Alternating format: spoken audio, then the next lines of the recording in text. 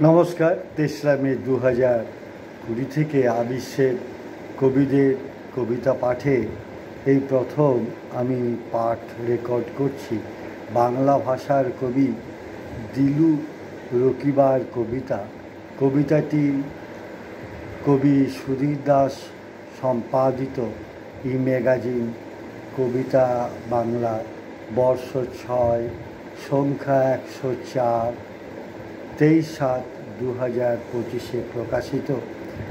আমার কবিতাটি ভালো লাগায় এবং তিনি অপঠিত থাকায় আমি তার কবিতাটি পাঠ করছি। কবিকে শুভেচ্ছা অভিনন্দন। কবি দিলু রকিবার কবিতা নত হও। নত হও দিলু রকিবা। কাল রাতে ছিল অস্থিরতার কারুকাজ। একে একে পুড়ে গেল জলের সোহাগ, জলফড়িং, মাটি, ঘাসের পৃথিবী। যেন এই শহরে কোনো দাবানল। হাত পা ছুটছে, মুখ খিচুচ্ছে, ধুধু মরুভূমি।